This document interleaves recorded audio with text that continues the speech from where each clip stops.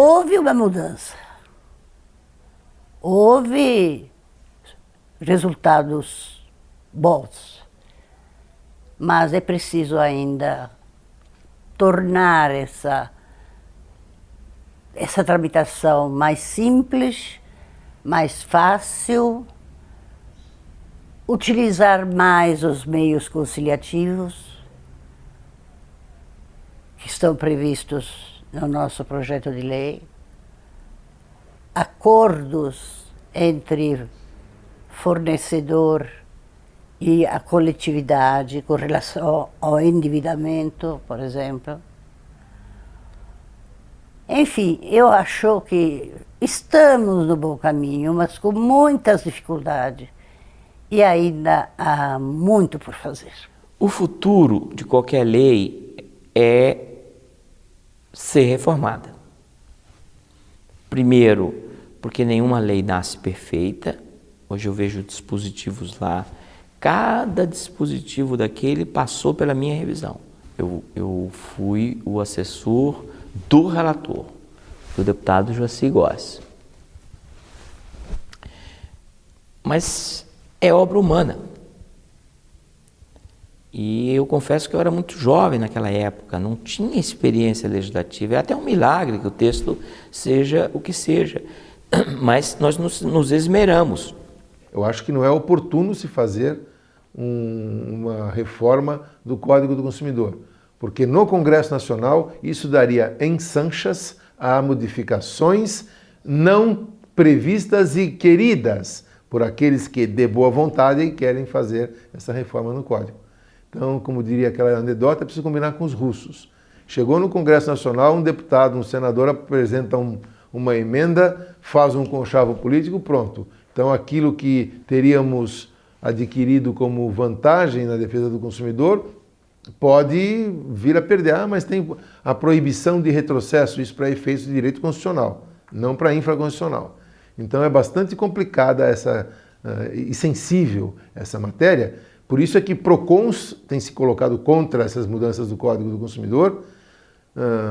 Acho que até o DPDC, o Senacom, salvo engano, quer dizer, não é à toa. Quer dizer, se há órgãos de defesa do consumidor que não concordam com essas mudanças, é preciso parar para pensar um pouco. Eu acho que a parte penal um dia vai acabar no Código do Consumidor. Tanto isso é verdade que o atual projeto de Código Penal tem um capítulo específico, como a gente já antevia há 30 anos atrás, 25 anos atrás. O futuro da defesa do consumidor no Brasil depende do fortalecimento da sociedade civil.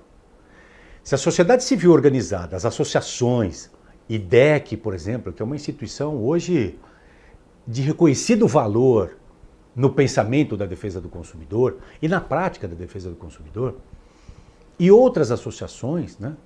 Então é preciso que cada vez mais nós fortaleçamos essas associações, porque essas associações, com o seu poder político, com o consumidor ao seu lado, vão poder sentar na mesa de igual para igual no regramento desses novos desafios e estabelecer normas mais justas. Porque senão nós não teremos defesa do consumidor, nós teremos defesa da produção o tempo inteiro. E nós precisamos ter um equilíbrio. Eu acho que a jurisprudência está evoluindo, né? E é possível que haja retrocesso aqui e acolá, mas o resultado final do debate jurisprudencial, eu confio em que ele seja no sentido da evolução. O Código de Defesa do Consumidor, quando foi construído, ele impunha deveres muito fortes, assegurava sanções, inclusive punitivas, sanções exemplares, né, para uma pessoa não poder lucrar ao causar dano aos consumidores. Mas o que se vê, em virtude de alguns vetos e algumas modificações jurisprudenciais e também legais, né, é que o Código foi perdendo, de certa forma, os seus dentes, né? Um leão assim com poucos dentes nessa década, né? Então, em virtude da grande massificação e o judiciário, ele consegue algumas vitórias, mas ele não consegue assegurar a todos os consumidores, né? Porque, veja, 90 milhões, nós somos quantos, né? Não consegue assegurar todos a justiça. Isso só se faria se realmente as pessoas cumprissem a lei. Né? A lei tinha que ser tão forte para que o seu cumprimento voluntário fosse maior que o seu descumprimento. Não pode valer a pena colocar uma cláusula abusiva no contrato.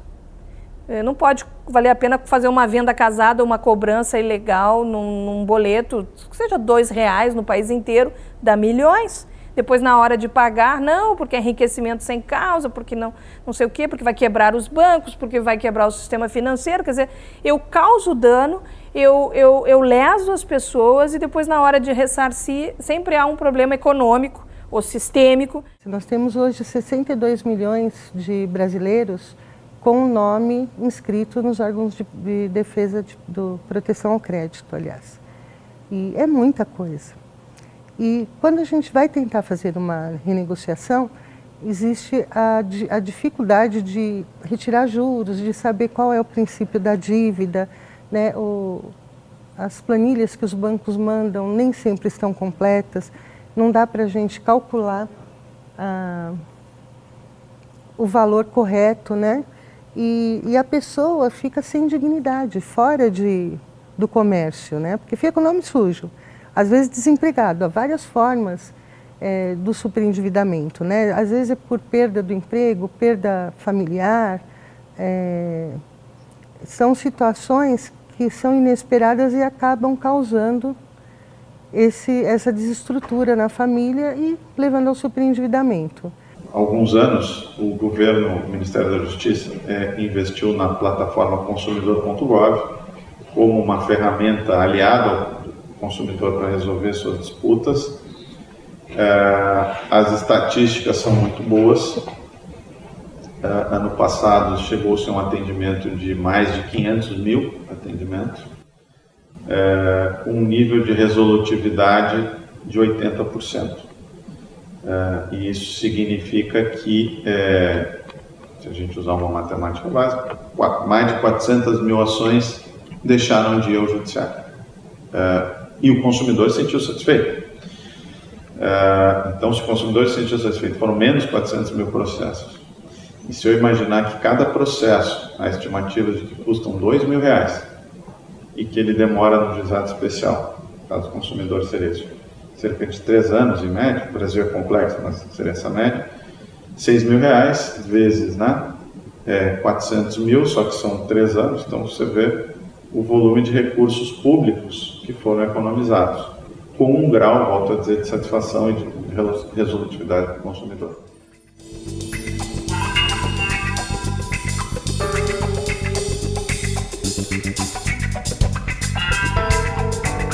Las nuevas tecnologías han producido un cambio radical en las relaciones de los seres humanos con la naturaleza, con las personas entre sí, con las sociedades entre sí e da persona hacia si mesmo.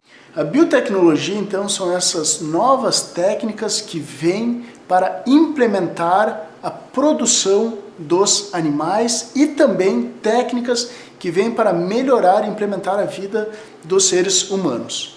Baseado nesse grande tema de biotecnologia, nós aqui na UPF estamos desenvolvendo pesquisas que englobam tanto a parte de reprodução aplicada, no qual, no nosso laboratório, nós estamos desenvolvendo os estudos para fazer, então, o melhoramento genético de animais utilizando essas biotecnologias.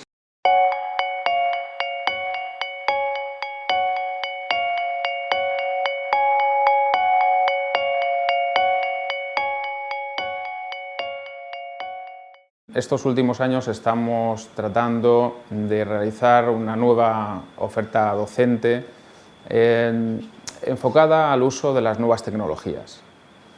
Entendemos que en la actualidad el perfil del alumno ha cambiado en muchos aspectos y el carácter presencial de muchas titulaciones limita a algunas personas el acceso a la formación, por lo cual entendemos que el uso de las nuevas tecnologías, de las plataformas informáticas para la docencia es una prioridad en la actualidad sobre todo cuando nos dirigimos a personas que trabajan, que desarrollan su actividad profesional y que no tienen la posibilidad de acudir a las clases presenciales.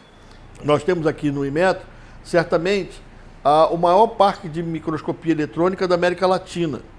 Temos inclusive um microscópio que é usado para a área de materiais, para nanometrologia, que é um Titan, que é o único na América Latina, é o único funcionando no hemisfério sul, em que eu sou capaz de ver 0,8 angstrom, que é muito, muito pequenininho, para a gente poder fazer nanometrologia, até para dar conta dessas questões de, tem nanopartículas, será que tem mesmo?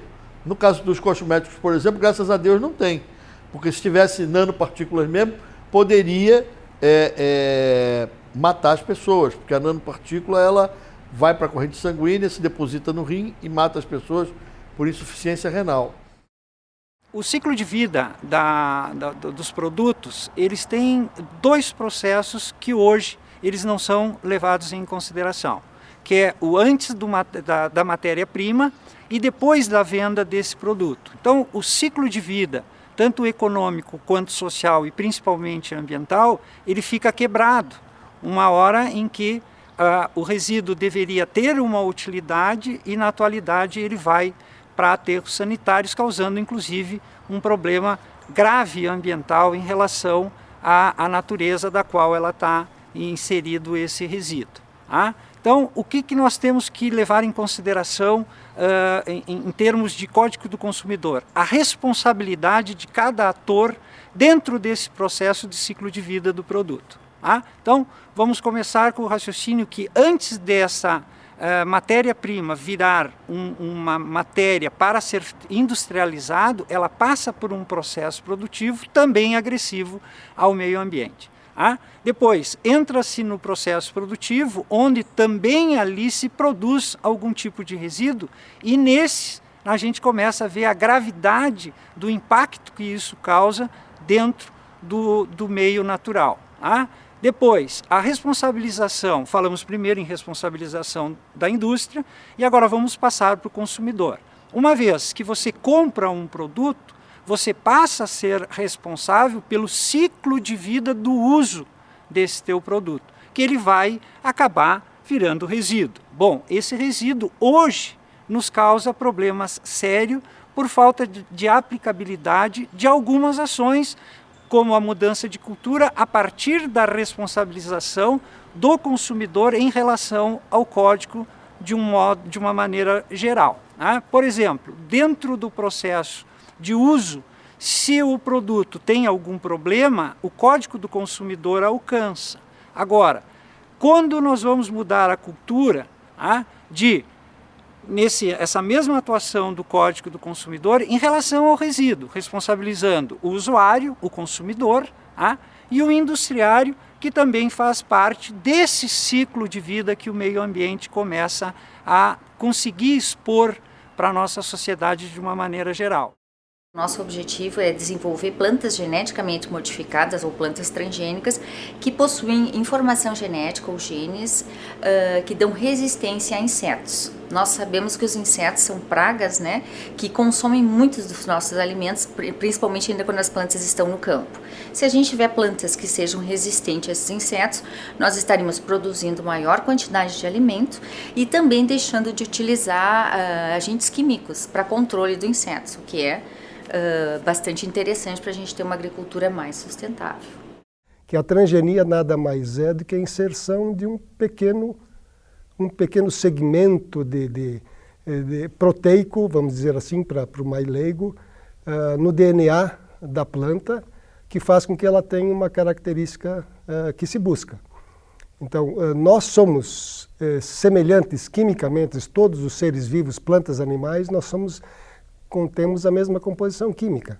Então, por isso é possível você fazer ajustes na composição química, hoje em dia e cada vez mais, você fazer ajustes para buscar correções ou características de interesse.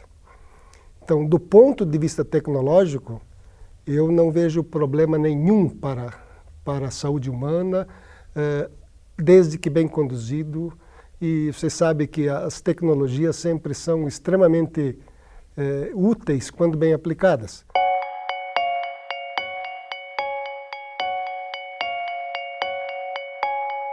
Nós estamos no Parque Científico e Tecnológico da Universidade de Passo Fundo. Não é? É um ambiente que foi pensado e construído com uma relação direta com o governo do estado, através da Secretaria de Ciência, Desenvolvimento e Tecnologia e com a Prefeitura de Passo Fundo. Esse ambiente ele foi pensado para que pudesse ser disponibilizado para a comunidade em geral, ações que ligam a inovação tecnológica com a transformação de uma ideia em um produto, e esse produto está disponível para os diferentes interessados. O nosso parque ele foi inaugurado então em novembro de 2013, inicialmente com o módulo 1, com 600 metros quadrados. O parque começou com a área de TI, que é Tecnologia da Informação, e depois foi ampliando para as áreas complementares, que foi a metalmecânica, foi energias renováveis, engenharia de alimentos e agricultura de precisão. Hoje nós temos mais de 3.000 metros quadrados de área construída e com laboratórios das diferentes áreas do conhecimento. Esses laboratórios eles estão disponíveis tanto para as atividades internas da UPF, como pesquisa, algumas atividades complementares à academia, e também estão disponíveis para as empresas da região e para as incubadas que estão aqui inseridas. Esse equipamento ele pertence ao UPF Parque. Esse é o microscópio eletrônico de varredura, é um equipamento muito versátil na caracterização, desenvolvimento e pesquisa de novos materiais. Ele é um equipamento que ele tem aumento de 300 mil vezes e uma resolução de 3 nanômetros. Nós utilizamos esse equipamento para diversas áreas do conhecimento, tanto da parte cerâmica da parte odontológica, quanto para metais, caracterização de materiais da engenharia de alimentos, agronomia, química, física e também de fármacos. Existem poucos equipamentos no sul do estado. Na nossa região é o único, o mais próximo é Caxias do Sul. Esse equipamento ele é utilizado nos trabalhos de conclusão de curso da engenharia mecânica, na pós-graduação, mestrado e também doutorado daqui da UPF, de todas as áreas da mecânica, odontologia e todas as áreas que precisam de análise de materiais. Bom, nós prestamos serviço então para as empresas metalmecânicas, fizemos análise de falhas em componentes mecânicos, fizemos também análise de fratura em cerâmica em dentes, também que a gente trabalha com toda a parte odontológica. Prestamos serviços também para alguns médicos na questão de próteses, de fratura em prótese. Então, ele é muito utilizado então para nossos alunos também com a prestação de serviço externo. A realidade virtual ela é uma área da ciência da computação, onde existe a construção de ambientes virtuais, sejam eles uma representação do mundo real ou uma simulação, algo imaginário, em que estão inseridos, inclusos dentro desse contexto, dispositivos que as pessoas podem estimular os seus sentidos, como por exemplo, estimular a visão, estimular a audição, o tato, e algumas situações também tem hoje tecnologias que estimulam o olfato e o paladar. Mas os três principais são visão, tato e audição. Atualmente, robótica é uma palavra que está se tornando cada vez mais comum, né? E muitas pessoas acham que isso está distante da nossa vida, né? Elas imaginam talvez um humanoide andando ou robôs numa fábrica de automóveis soldando peças. Ok, isso é robótica, mas também a robótica pode ser mais simples e atender necessidades específicas e bem pontuais, né? A grande discussão é em cima do transgênicos. Bom, o transgênicos é bom ou é ruim? Olha, há muitas discussões. Em direito ambiental existe um princípio que se chama o princípio da precaução. O que quer dizer esse princípio da precaução? Quer dizer o seguinte: quando há uma incerteza científica, se deve fazer pesquisas no sentido de tirar essa incerteza científica. Pois saibam todos que até hoje continua a existir incertezas científicas sobre os produtos transgênicos. Há incerteza científica. Muitas pesquisas que foram feitas não foram tornadas públicas. Então, do ponto de vista Código de Defesa do Consumidor, nós estamos oferecendo um produto para a pesquisa. E a pesquisa precisava ter a liberdade, e não está tendo, de buscar opções, para ela poder oferecer alternativas para o consumidor. para o consumidor seguinte, que é o produtor, que é o agricultor. E o agricultor, por sua vez, ter alternativas que possa oferecer para o consumo. O consumo final ser de opção de quem quer consumir ou não. Nós temos que ter essa opção. Fala-se em transgênico para sanar a fome do mundo.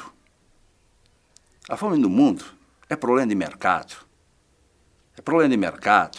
Tá? Nós plantamos o suficiente para todas as pessoas que estão no mundo. Só que o mercado não quer que essas pessoas comam.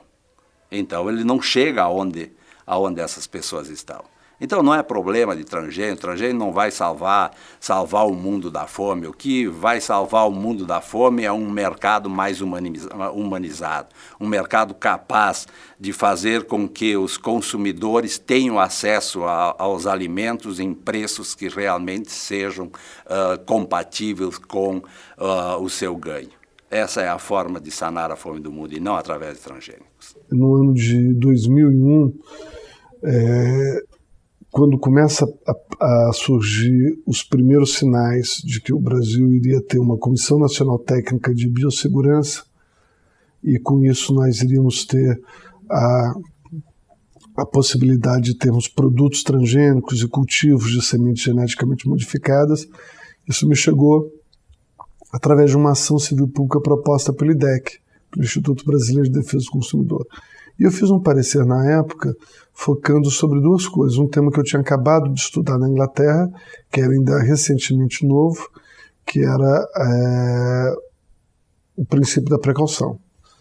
E a ação, que foi iniciada em 1998, ela vai se desdobrando na parte dos anos. Em 2001, tem-se a primeira sentença que estabelece a necessidade da rotulagem dos produtos geneticamente modificados e de que as medidas precautórias fossem tomadas antes da liberação desses produtos. E aí aconteceu dois fatos muito significativos. O primeiro foi a medida provisória 113, de 2013, que ampliou o cultivo de transgênico. E na época, então, o governo tentou nos convencer de que, como já havia um amplo cultivo de transgênico, especialmente no Rio Grande do Sul, especialmente em relação à soja transgênica, chamada a soja Roundup Ready, né, seria um absurdo que a gente queimasse essa produção ou a inutilizasse de algum modo, uma vez que Lula foi eleito com a promessa do Fome Zero.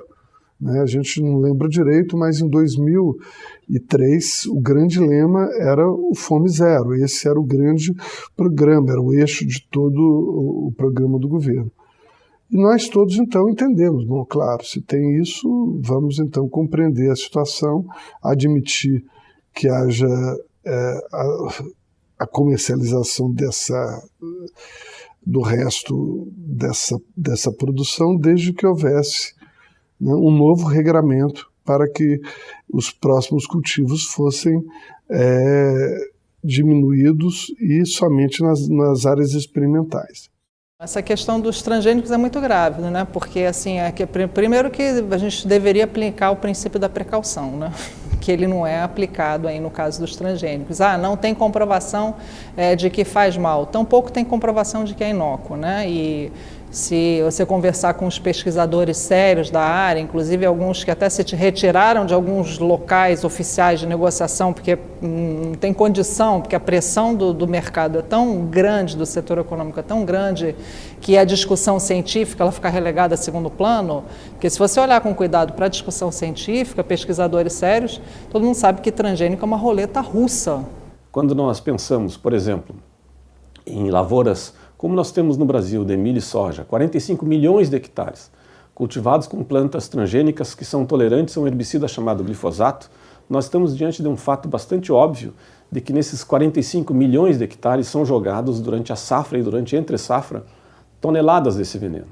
O consumo no Brasil é mais de 180 milhões de litros desse produto, que é um produto que causa câncer, que é um produto que altera metabolismos de todos esses seres vivos que pulam, rastejam, voam nesses territórios.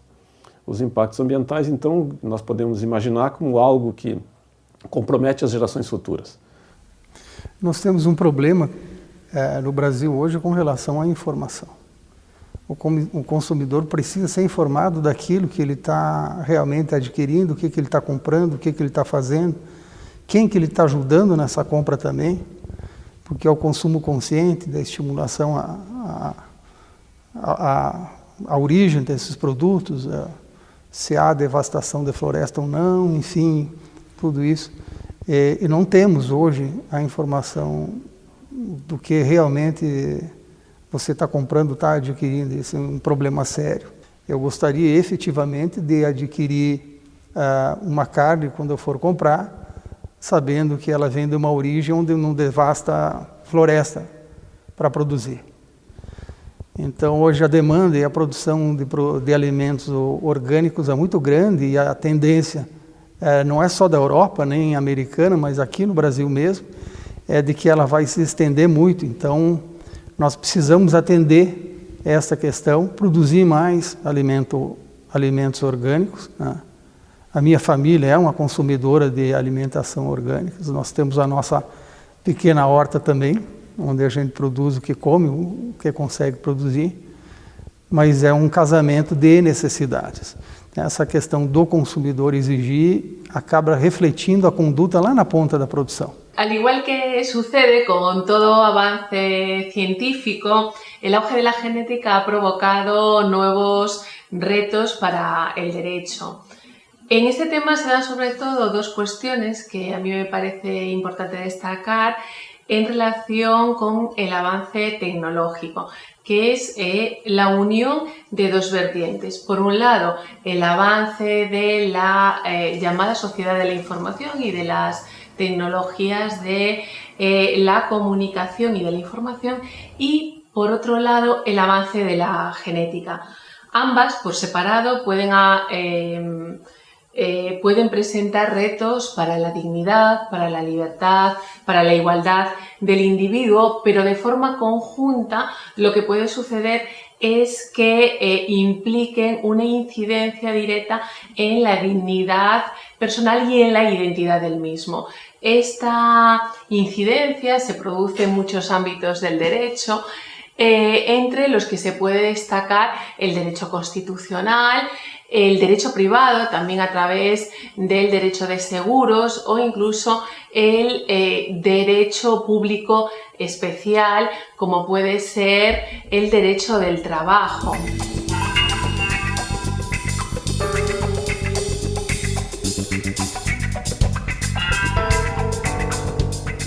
Naturalmente, todo ser vivo ele tem que comer.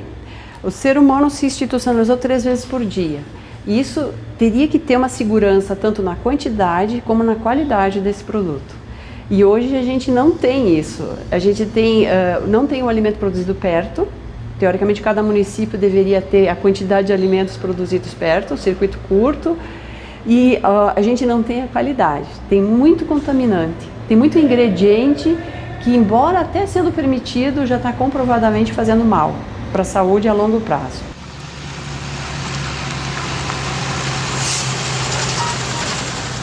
Na área específica de alimentos, a gente tem alguns programas bem interessantes, né? A gente tem um programa com a Anvisa para monitorar níveis de sódio em alimentos processados, tá? É um programa que visa a saúde cardiovascular, porque o sódio influencia na questão da pressão arterial. Temos um programa também para monitorar aditivos em alimentos, tá? E esse programa hoje ele está muito focado na presença de corantes em alimentos processados, porque o corante ele é um forte alérgeno, né? Ele pode provocar alergia em vários consumidores. Além disso, a gente tem um programa também com a Ceasa do Rio de Janeiro, que monitora os níveis de agrotóxicos em produtos comercializados na Ceasa, que vão chegar às feiras livres aqui da cidade do Rio de Janeiro. Quando se pensa em controle de qualidade, na área de saúde, se pensa muito em medicamento, mas também uma outra questão importante é alimentos. Talvez essa seja tão importante, não vou dizer que mais, mas talvez sim, porque o alimento é a fonte de saúde e de manutenção da nossa vida, né? E, portanto, alimentos adequados e alimentos saudáveis, não só na nossa cadeia alimentar, e aí depende de cada um de nós, isso é importante. Mas óbvio que você tem uma série de alimentos em função do seu processo de produção que talvez possam gerar alguns contaminantes, né? agrotóxicos, por exemplo, né? Hoje você tem uma quantidade de produtos ativos de agrotóxicos que deve estar chegando quase em torno de 500. Então, é muito difícil você dizer hoje em dia que um produto tenha ou não tenha agrotóxico naqueles que borrifam, né? Na sua linha de produção. Estou tomando cuidado porque você tem todos os orgânicos que a gente sabe que tem todo um cuidado para que não tenha esse nível de contaminação. A questão do alimento é outra questão muito séria. E não é só isso, né? Outras questões, por exemplo, hoje existe uma política de diminuição do sal, do sódio, né? E de outras questões, e que a gente faz parte de um programa junto com um conjunto de outros laboratórios de saúde pública que se chama-se Monitora Alimento, né? Esse é um programa coordenado pela Anvisa e que tem o objetivo de contribuir no sentido de melhoria da qualidade ou avaliação da qualidade e monitoramento de uma série de alimentos para que a gente possa usar com maior segurança. Quando a gente fala de orgânicos, a gente fala que é a primeira alternativa para a segurança alimentar. Porque, em geral, ele prioriza agricultura familiar, ele prioriza produtos locais, feito com insumos locais, e a semente própria, ou então a semente certificada. E isso tudo não é tão caro assim. Então, assim, a nível de grande mercado, de grande logística, até pode ficar mais caro, porque vem de longe, grandes cadeias. Mas se você for na feira de orgânicos municipal, o preço é em conta e efetivamente viabiliza para toda a população.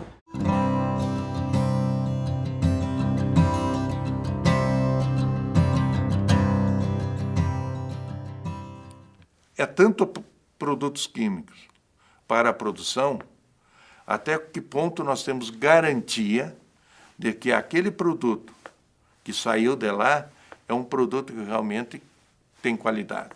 Ou seja, nós já sabemos por pesquisas nos hortifrutigranjeiros que vem uma grande quantidade de resíduos químicos, ou seja, agrotóxicos. Tá? Uma grande quantidade nesses hortifrutigranjeiros. Bom, nós temos que pensar sobre, primeiro, a questão da segurança alimentar. O que significa segurança alimentar? Você tem dois sentidos para isso. O primeiro sentido é o acesso àquele alimento básico, ou seja, todos têm que ter acesso àquela quantia necessária para a manutenção de sua vida, né? Ou seja, tem que estar disponível isso. Todos os países hoje investem nessa segurança alimentar. Inclusive no Brasil está acontecendo o seguinte, alguns países estão investindo em produção no Brasil, em produção agrícola, vão investir em compra de terras no Brasil, e no Congresso Nacional está sendo debatido uma lei que vai tratar exatamente de liberação para compra de terras para estrangeiros, e o que é muito perigoso em termos de soberania, mas tudo isso está voltado por quê? A manutenção de uma segurança alimentar, ou seja, que haja acesso aos alimentos. Mas a gente não pode pensar a segurança alimentar só nesse sentido. Ele tem um outro sentido. Qual o outro sentido? É você ter acesso a alimentos com qualidade. Aqui no Laboratório de Microbiologia do Centro de Pesquisa em Alimentação na Universidade de Passo Fundo, nós realizamos análises microbiológicas para testar a qualidade de alimentos de origem animal, vegetal e também das águas. Nesse laboratório, nós realizamos esses ensaios microbiológicos de modo a conseguir avaliar se um alimento ele está dentro do seu parâmetro microbiológico preconizado. Os produtos, independente de serem feitos de forma artesanal ou de uma forma industrial, eles precisam atender requisitos de qualidade. Esses requisitos de qualidade passam desde a forma como ele foi processado, a higiene que foi realizada durante o procedimento, até como ele está sendo processado ao final, se ele está sendo mantido resfriado, se ele está sendo congelado. Estamos no SARLE, no Serviço de Análises e Rebanhos Leiteiros da Universidade de Passo Fundo. Desenvolvemos uma série de pesquisas, de trabalhos, envolvendo alunos de graduação e de pós-graduação, com a intenção de descobrirmos e melhorarmos cada vez mais a qualidade do leite que é produzido aqui na região. Quando se fala em qualidade do leite, a maior preocupação em todo o Brasil está relacionado com a contagem bacteriana total e com a contagem de células somáticas. Por uma série de fatores, entre eles fatores ambientais, entre eles fatores tecnológicos, estruturais, como energia elétrica e até mesmo econômicos, tem tornado essa luta nossa, técnica, para diminuir a contagem bacteriana total e a contagem de células somáticas, algo que já vem se estendendo por algum período, um longo período. O Laboratório de Águas ele tem uma área de atuação que abrange toda a região aqui do Planalto Médio. Nosso cliente, atualmente, ele é muito regionalizado, ou seja, a região do Planalto Médio, as suas várias cidades, as pessoas que têm postos artesianos nos edifícios, nas indústrias. E a gente, então, tem uma parte de processamento de todos os postos artesianos aqui em termos de qualidade de água em relação aos parâmetros físico-químicos, ou seja, a gente tem um rol de ensaios que envolve a caracterização da potabilidade, que envolve pH, dureza, cloretos, os íons metálicos, que é aqueles que podem ser prejudiciais à saúde, mas também aqui desenvolvem pesquisas, né? Porque o laboratório aqui de água, ele além da prestação de serviço, a gente atua junto à graduação, por exemplo, com estudantes bolsistas, e também a parte de pesquisa que a gente leva todo o nosso equipamento que a gente tem aqui para algumas áreas específicas, do tipo a determinação de alguns metais pesados. Né? No laboratório são desenvolvidos diversos projetos, né? Hoje tem mais de 20 alunos em pós-graduação realizando projetos dos mais variados. O foco principal são os resíduos de agroquímicos das lavouras da região, principalmente as lavouras de soja, o glifosato muito presente, e os resíduos de medicamento que acabam chegando no ambiente por causa do descarte errado e mesmo pela excreção dos medicamentos que a gente toma, em especial, no caso desse laboratório, os psicofármacos, né? Todos esses medicamentos como o Prozac, o diazepam, uma série de medicamentos que podem chegar ao ambiente e causar alterações. Então é um laboratório de pesquisa básica, mas também bastante aplicada, porque os resultados gerados com essa espécie de peixe modelo, eles além de darem uma informação muito boa para o que acontece no ecossistema, dá uma informação muito boa do que acontece conosco, porque ele é um modelo altamente aceito, com uma homologia enorme entre o genoma dele, os genes desse peixe são muito parecidos com os nossos, e o que a gente detectar de efeito nesses peixinhos, provavelmente, com muita chance de certeza, acontece conosco também. Esse laboratório é o laboratório do curso de farmácia da Universidade de Passo Fundo e é um laboratório onde os alunos têm aulas práticas relacionadas à produção e análise de medicamentos e, além disso, são realizados diversos projetos com a finalidade de melhorar as formulações que existem no mercado ou criar novas formulações. Os nossos projetos, a gente tem uma linha relacionada ao desenvolvimento de nutracêuticos, que é um projeto, então, juntamente com o projeto Nutrali, do Parque Tecnológico da Universidade de Passo Fundo. E nesse projeto de nutracêuticos, a gente transforma um alimento em medicamento. Então, a gente costuma trabalhar com plantas e frutas e nativos aqui da nossa região. A gente trabalha com a folha da guavirova e com o fruto da guavirova, que a guavirova ela já é descrito que ela tem algumas propriedades interessantes, como por exemplo de redução de colesterol, e por isso é interessante tentar melhorar essas propriedades, assim como encapsular isso, porque na forma de cápsulas a gente consegue aumentar esse potencial de ação da guavirova. Nós estaríamos hoje vivendo numa sociedade de risco também em relação aos alimentos, né? Em virtude de que a tecnologia, a ciência impactam fortemente na produção dos alimentos, né? Nas inovações dos alimentos e as consequências dessas inovações para a saúde humana, para o meio ambiente, nem sempre nós conhecemos, nós, pessoas, cidadãos, muito menos os consumidores. Então, nesse sentido, nós estamos trabalhando no Ministério Público com um dos principais instrumentos que tem o consumidor, que é a informação. num primeiro momento, então, tentando informar por meio de site, de páginas, né, fanpage, por exemplo, com informações técnicas, tanto da área da saúde como da área agropecuária, acerca de verdades e mitos, né, dos agrotóxicos, por exemplo, dos transgênicos na alimentação humana. É maravilhoso o Brasil ter uma legislação que tenha o T do transgênico. Nós temos que lutar para que ela continue. O IDEC, ele mantém essa lei, luta por uma campanha, porque há deputados que querem tirar, né? Mas o que nós temos que efetivamente entender?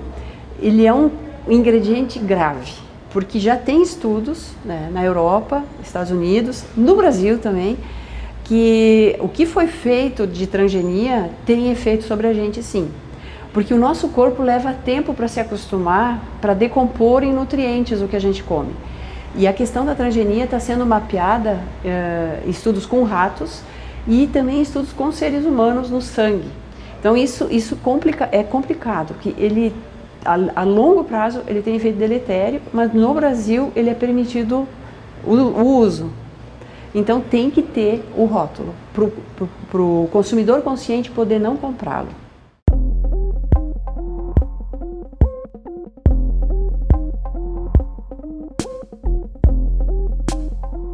A internet a gente pode colocar ela mais ou menos junto com a pedra lascada, junto com o fogo, junto com a roda, junto com a prensa, pelo nível de impacto que ela traz sobre a vida das pessoas, né? Nos mais variados campos da existência do indivíduo, né? Desde o ponto de vista de desenvolvimento pessoal, social, acesso a bens culturais, a relação do consumo e da produção se transforma muito fortemente em função da presença da internet na vida das pessoas, né? Que é crescente e que, sem dúvida alguma, a gente pode dizer que a gente não viu nada ainda, né? Porque a gente tem muito a avançar no nível de conectividade e de qualidade de conexão, e isso vai trazer desdobramentos ainda maiores e mais profundos sobre as pessoas, sobre a população como um todo. Uma das tendências que nós observamos, né, na área da tecnologia, e que é bem presente, é a da internet das coisas, né? O que nós consideramos como internet das coisas, né? São o desenvolvimento de novos dispositivos que estão conectados à rede mundial de computadores. Então, quando nós temos, por exemplo, né, um veículo que tem características de dispositivo de internet das coisas, esse veículo ele vai estar conectado à montadora. A montadora ela vai estar monitorando, né, constantemente o desempenho desse veículo, possíveis defeitos que podem estar acontecendo, né, nesse veículo, e com isso a montadora ela consegue trazer uma experiência, né, refinada para o consumidor, chamando aquele consumidor para fazer uma revisão, né, indicando àquele consumidor como é que ele vai poder utilizar melhor aquele dispositivo, seja ele um carro, seja ele um dispositivo de consumo, como por exemplo uma impressora ou um outro equipamento industrial, né, como nós observamos que já acontece na indústria, né, onde a maioria dos equipamentos já estão conectados às fornecedoras através dessa rede mundial. A Universidade de Passo Fundo ela desenvolve diversas pesquisas na área de internet das coisas, né, dentro dos nossos projetos, né, ligados aos cursos da área de tecnologia e ao mestrado em computação aplicada. Então nós temos o projeto, por exemplo, agora do carro, né, do carro elétrico, né, que a universidade está participando, né, então diversas possibilidades poderão ser exploradas a partir, né, dessa pesquisa desenvolvida aqui dentro. Bom, nós estamos aqui na divisão de metrologia, de tecnologia da informação e telecomunicações, que é a DMTIC, e entre outras coisas a gente trata um pouco da parte de segurança da informação. Vou dar alguns exemplos para a gente começar essa conversa. Dentro do escopo de trabalho do Inmetro, existe a área de metrologia legal, e metrologia legal envolve, diferente da metrologia científica, envolve o controle dos instrumentos de medição. O que percebemos hoje é que cada vez mais fizemos uso da tecnologia. Isso é muito bom para nós, né? Pessoas comuns, usuários domésticos, como somos conhecidos, né? A tecnologia nos auxilia muito, ainda mais hoje com o advento dos dispositivos móveis, né? De posse do nosso celular conseguimos muitas informações Isso tem sido muito bom. Só que isso aí também nos deixa vulneráveis. Então, não é nada difícil em softwares que a gente baixa nesses nossos dispositivos e ali ter um cavalo de Troia, um malware, né? Este é o nome, né? O software faz aquilo que ele se propõe a fazer, um joguinho, por exemplo, mas por trás disso ele está fazendo alguma coisa com segundas intenções, geralmente visando quebra de segurança, explorar alguma vulnerabilidade sem o usuário estar sabendo, né? A gente desenvolveu instruções técnicas que realmente constituem uma doutrina de como realizar todos os tipos de perícias de informática. E são várias perícias em aparelhos celulares, porque hoje em dia tudo acontece pelos aparelhos celulares, perícias em mídias de armazenamento computacional, em HDs, CDs, pendrives, etc.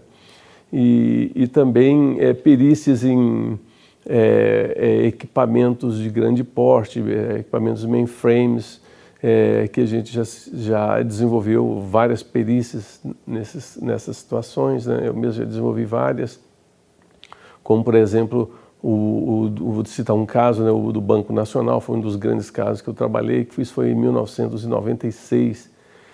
Então, eu fiquei trabalhando aí, mais 2 colegas, em vários meses até a gente conseguir produzir os laudos que justamente comprovaram a fraude que foi perpetrada, que na época foi em torno de 10 bilhões de dólares, né, a fraude que identificamos, né? E toda a fraude foi colocada assim dentro, foram inseridos códigos, entre aspas, maliciosos dentro dos próprios programas, né? Eram programas COBOL, em que a pessoa colocou lá dentro, eram funcionários, a mando do próprio diretor, que colocou lá dentro, né? Então eles até, uma questão até engraçada, que o programador colocou o nome da rotina de marreta do Omar. O Omar era o diretor. Então o Omar mandou ele fazer aquela marreta, então ele fez aquela coisa que ele inflava, eram 1024 contas que ele inflava justamente para maquiar a contabilidade do banco e demonstrar que o banco tinha uma boa saúde financeira, e na verdade não tinha.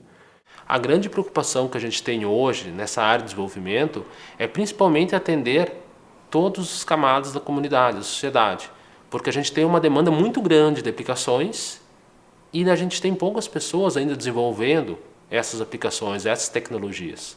Hoje todo mundo utiliza tecnologias, mas são poucas as pessoas que criam essas tecnologias. Relacionado a isso, a gente tem um projeto também que é o chamado Google Code Blocks, que é voltado para jovens do ensino médio, de escolas públicas, que visa o quê? Visa fazer com que esses jovens já aprendam a programar lá no ensino médio. Então são jovens de 14, 13, 15 anos que estão desenvolvendo aplicativos, estão com pouco conhecimento, utilizando uma tecnologia que está sendo mantida pelo MIT, que é o App Inventor, e eles conseguem criar aplicações para rodar em dispositivos móveis. Então a gente não está esperando o jovem buscar uma formação superior na área de tecnologia da informação para desenvolver esses softwares, esses aplicativos. A gente já tem projetos hoje na universidade que vai buscar no ensino médio aqueles que têm o perfil e construir esses aplicativos para atender a comunidade. A modelagem e simulação, ela é a arte da imitação de fenômenos naturais que são utilizados para entender o que acontece na natureza, na vida social, né? na agricultura, em todas as áreas que tem a necessidade de se entender. E para quê? Para que você possa tomar uma decisão da melhor forma de aplicar um produto, da melhor forma de você atender as pessoas, da melhor forma de você deslocar pessoas no trânsito, a melhor forma de você organizar o tráfego aéreo, a melhor forma de você organizar e entender a melhor forma de trazer resultados para a população.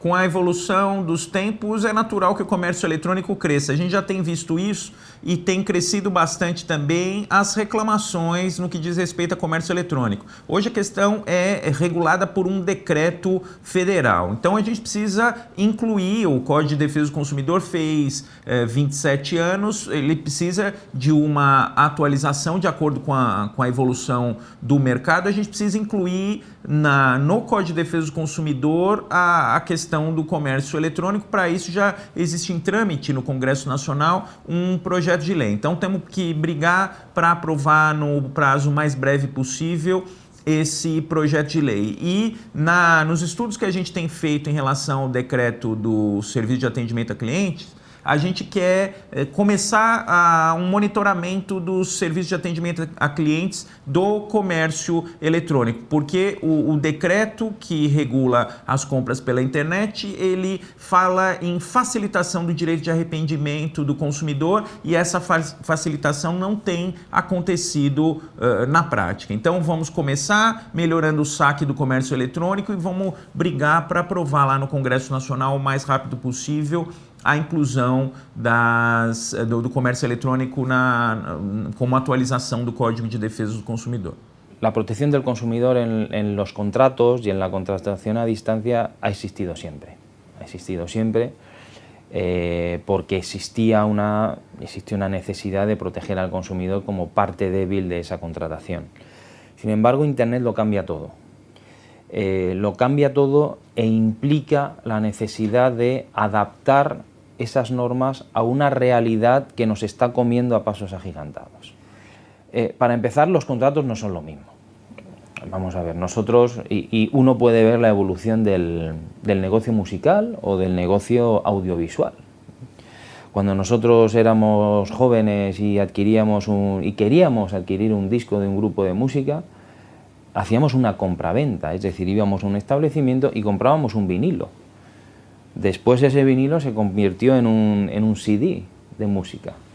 Pero después, cuando llegó Apple con su maravillosa historia de iTunes, lo que hacíamos era descargar las canciones.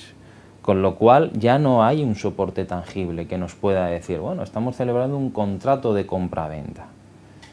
Esa ley del año 39/2015 lo que implica es que en un plazo máximo de 2 años el procedimiento en papel va a desaparecer. Ese es el deseo del legislador, que el procedimiento en papel desaparezca por completo de aquí a 2 años. En el 2018 se cerraría el último procedimiento administrativo en papel. A partir de ahí, todas las relaciones entre ciudadanos y administración tendrían que ser electrónicas. La normativa de protección de datos, o mejor dicho, el derecho fundamental a la protección de datos personales, hoy tiene una gran relevancia, sobre todo en el ámbito de Internet. ¿Por qué? Porque desarrollamos gran parte de nuestra vida, todos desarrollamos gran parte de nuestra vida en la red, y eso supone, primero, que dejamos un rastro digital, pues cada vez que nosotros nos conectamos a Internet, pues dejamos una serie de datos, pues desde el tipo de dispositivo que utilizamos para conectarnos, nuestra ubicación geográfica, o pues, los sitios que visitamos, las páginas web que vemos, y todo eso deja un rastro digital.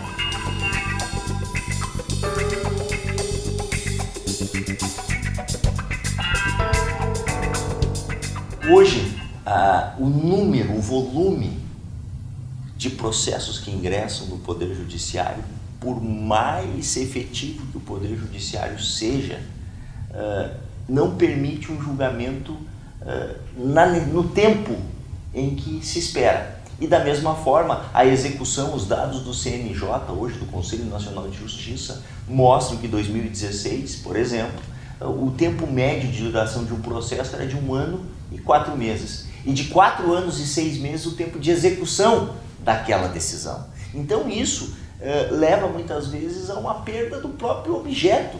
A resolução extrajudicial é mais rápida, mais barata, né, e mais efetiva no atendimento ao consumidor. Por isso nós precisamos concentrar os nossos esforços em evitar o Poder Judiciário, deixando o Poder Judiciário para aquela última hipótese em que não se consegue uma outra solução e buscar a solução extrajudicial, que é mais rápida, mais efetiva e dessa forma mais resolutiva. Eu vejo hoje o cidadão também em todas as áreas, isso não é diferente na questão do consumidor, que até mais imediata é uma busca por efetividade, por resolutividade. Ele quer a solução do seu problema. não quer alguém que diga que ele tem razão, que não tem razão, não. Ele quer ver resolvido, quer ver atendida a sua demanda. En cambio, la mediación apunta a mejorar la calidad de vida de las personas en la convivencia.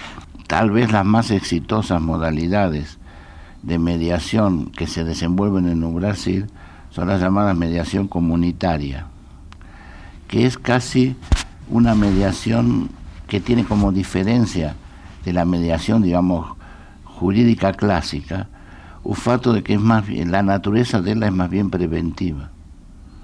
Você interviene en las comunidades que tienen reiteradamente situaciones de riesgo, en las personas que conviven en ellas, comunidades que tienen algunas carencias básicas y grandes frustraciones, en donde se generan conflictos por un despreparo, un despreparo en la manera de enfrentar las enormes dificultades que la vida le repara. Entonces, ahí se crean escuelas de convivencia, en donde se les ayuda a las personas a aprender a superar sus propias dificultades que la vida les fue presentando a cada uno de ellos. Falta sensibilidad en la formación de todas las profesiones. Falta sensibilidad en un médico, falta sensibilidad en un arquitecto, falta sensibilidad en el psicólogo, falta sensibilidad en el educador. O sea, no es solo un mal do derecho, es un mal del modo en que se educa hoy. Está falido el sistema educacional. Bien, uno de los problemas más importantes que se plantean hoy en el derecho de consumo no es tanto la existencia de leyes que protejan al consumidor y de normas que regulen la actividad de intercambio de bienes y servicios en el mercado, sino realmente un problema importante es la solución a los conflictos que se plantean en las relaciones entre los empresarios y los profesionales con los consumidores destinatarios de sus productos y de sus servicios. ¿Por qué? Miren, las características más destacadas o destacables de los conflictos de consumo son, en primer lugar, son conflictos que tienen una cuantía económica baja, no son conflictos de cuantía económica importante. La media en Europa está entre los 70 y los 200 euros por conflicto. Pero son conflictos muy numerosos. Es decir, podemos estar hablando de conflictos que se dan en el ámbito de la producción, distribución y venta de productos y servicios de uso muy común, muy generalizado, y a lo mejor lo que tenemos son 1.000, 2.000, 3.000 o 50.000 consumidores afectados por un mismo conflicto. En segundo lugar, son conflictos donde el desequilibrio entre las partes es muy relevante, en la medida en que por lo general el empresario y el profesional cuentan con unos equipos, con unas estructuras jurídicas de defensa de sus intereses muy bien organizadas, mientras que los consumidores, por lo general, salvo cuando acuden a la ayuda de una asociación de consumidores y usuarios, van siempre solos, sin ayuda, sin asesoramiento. Por tanto, el desequilibrio o la desigualdad de las partes es muy manifiesta. En tercer lugar, lo que llamaríamos el transpersonalismo.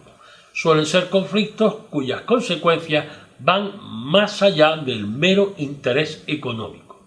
Nosotros, en nuestra experiencia, hemos comprobado que muchas veces el consumidor reclama más por el factor humano del trato que ha recibido que por la cuantía económica de lo que se ha producido como causa del conflicto. En cuarto lugar, la falta de una cuantía económica importante sirve o se utiliza o al final es la causa por la que normalmente los conflictos de consumo no van a parar a los tribunales de justicia, porque la justicia objetiva y formal de los aparatos del Estado suele ser una justicia cara, lenta y cuyos costes no sirven para que el consumidor se sienta animado, proclive a plantear acciones judiciales.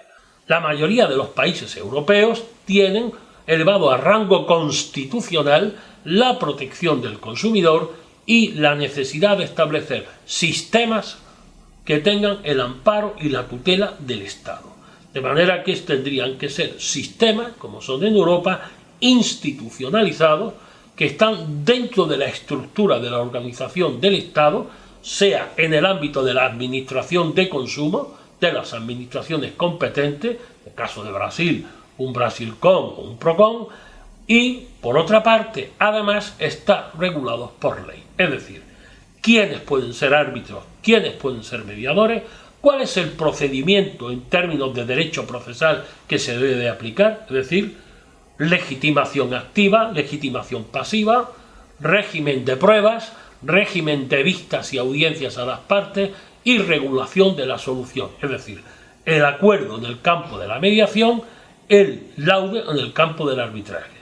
Al hablar de la mediación en Argentina, tenemos que tener en cuenta primero que como somos un país federal, las normas procesales las dicta cada provincia, por lo tanto no tenemos las mismas experiencias en las 23 provincias y en la Ciudad de Buenos Aires. En la Ciudad de Buenos Aires tenemos ya más de 20 años de experiencia de mediación obligatoria para la resolución de todo tipo de casos civiles y comerciales, tanto patrimoniales y más recientemente también cuestiones de relaciones de familia. Creo que el éxito de la experiencia de la mediación, que creo que es exitosa, se basó fundamentalmente en dos cuestiones. En primer lugar, que el régimen es obligatorio, es decir, las partes para poder acceder a los tribunales tienen que previamente celebrar una instancia de mediación que pueden acudir a un mediador, ya sea en el ámbito judicial o lo que hace la mayoría en el ámbito extrajudicial, es decir, la parte que tiene un conflicto recurre a un mediador que está inscripto en el registro y convoca a la otra parte a una audiencia de mediación. Y con esa audiencia, donde puede haber tres cuestiones: que la otra parte no vaya, que no haya acuerdo o que haya acuerdo. En los tres casos se hace un acta y ese acta le permite a la parte actora iniciar su causa judicial. El otro aspecto que creo que es también importante es que los mediadores que están en un registro en el ámbito del Ministerio de Justicia, es decir, no son funcionarios y no son mediadores privados, son todos abogados exclusivamente, sin perjuicio de que, por ejemplo, en la mediación familiar se puede trabajar también interdisciplinariamente con psicólogos o trabajadores sociales. Pero los mediadores son abogados, es decir, conocen el derecho. Entonces, para poder estar en el registro de mediadores, se tiene que dar un examen y todos los años tienen que acreditar esos mediadores horas de capacitación, es decir, hay una evaluación continua de las capacidades de esos mediadores. Como mediador, sempre pensei que o papel do mediador tem dois tipos: o mediador vocacional e o mediador profissional. O ideal seria um mediador vocacional e profissional ao mesmo tempo, porque é como um médico que cura os doentes ou um psiquiatra que cura os doentes e depois em casa briga com a esposa.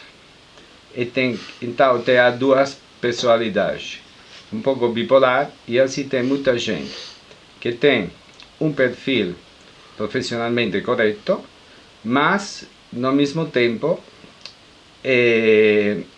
rappresenta uma incoerência com o papel que está fazendo profissionalmente. A ideia nossa é incluir, sobretudo, as novas questões de mediação e solução de conflitos, novos meios de solução de conflitos, mediação, arbitragem. Qual a ideia? A grade anterior, nós preferimos chamar de matriz, porque a grade em jaula, né? A nova matriz, ela prima por uma ideia de não demandar sempre ao judiciário. A ideia é tentar esgotar toda e qualquer possibilidade de negociação, de mediação, toda e qualquer possibilidade de solução prévia do conflito.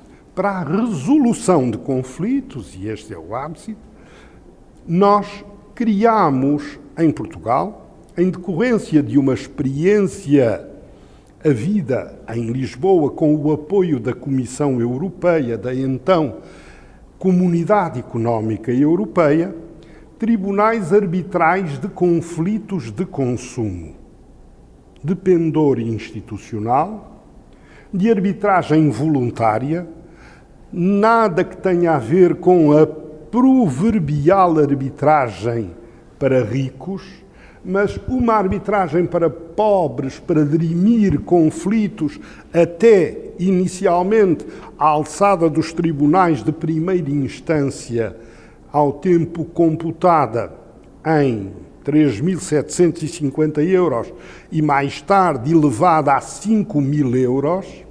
Portanto, todos os conflitos até 5.000 euros cabiam na competência em razão do valor dos tribunais arbitrais de conflitos de consumo, que para além da mediação fazem também conciliação como meios alternativos de resolução de litígios. Cada vez mais as instituições têm incentivado mecanismos mais, vamos assim colocar, humanos, mais dialogados, mais conciliatórios. E nessa perspectiva, nós firmamos uma série de parcerias com instituições estrangeiras que buscam desenvolver os seus alunos, para além de uma preocupação técnica, uma consciência de conciliação, composição, de empatia entre as partes, para evitar também um uso excessivo e um abuso do Poder Judiciário, com todas as consequências que isso traz para a sociedade. Soy uno de los socios de Quaestio Soluciones, una empresa afincada dentro del grupo spin-off de la Universidad de Granada. Actualmente nuestra empresa, Quaestio Soluciones, tiene una serie de productos nacidos de los másteres de formación en consumo y empresa de la Universidad de Granada. Nuestro proyecto de empresa nació en el año 2014 con unos compañeros que desarrollamos un trabajo final de máster enfocándolo hacia la necesidad que vimos que el mercado tenía respecto al consumo. Concretamente, Quaestio Soluciones, a través de su producto OK Consumo, esta es la imagen antigua, posteriormente enseñaré la nueva que se ha hecho y se ha registrado como marca junto con esta, vimos la necesidad de una formación y una atención en derecho del consumo hacia las empresas. Las necesidades que nosotros analizábamos dentro del máster y sobre todo en el trabajo final del mismo que dio lugar al nacimiento de Quaestio Soluciones con el producto OK Consumo era que las empresas en muchas ocasiones no tenían la necesaria información, asesoramiento y gestión en el ámbito del derecho del consumo, con lo cual llevaba una serie de sanciones, infracciones y de necesidades legales que no cubrían y que les estaban costando y le están costando determinada cantidad de dinero y pérdida sobre todo de prestigio a nivel del consumidor final. Dentro de las relaciones de consumo hay identificadas tres partes, que es la parte del consumidor, la parte de las instituciones o los organismos que controlan el cumplimiento de la normativa de consumo y una tercera parte que son las empresas. Nosotros lo que hemos pretendido hacer es darle la vuelta a la imagen del derecho de consumo y fomentar la protección del consumidor a través de la empresa. Queremos que el consumidor se sienta amparado a través de la propia conducta que tengan las empresas, tanto a la hora de comercializar productos como de fabricarlos, publicitarlos, servicios de postventa, las garantías, que son cualidades que en el sector consumo se ve como derechos, pero que una empresa tiene que cambiar su visión e considerarlo como oportunidades de negocio. Nós temos aqui essa disciplina, uma disciplina específica de mediação e arbitragem, Então, a ideia é que os alunos tenham esse contato com esses meios adequados e que eles possam realizar, participar de exercícios práticos, vendo uma outra forma de solucionar os conflitos e não somente utilizando aí a via judicial. E aqui no Mackenzie nós temos um grupo de estudos de mediação, onde o objetivo é justamente difundir essa cultura da mediação, mostrar o Instituto e também preparar os nossos alunos para as competições nacionais e internacionais de mediação. Mediation, when it first became known in the United States, was resisted. Particularly experienced lawyers were fearful of it as being too informal, too not lucrative enough. The attitude was, why should I engage in the mediation process when I could go try a lawsuit in the courtroom for a week or 10 days or for whatever length of time and make lots and lots of money. Well, over time, through the education of young people, through the word of mouth in various communities and in bar associations, mediation has become extremely prevalent in the United States.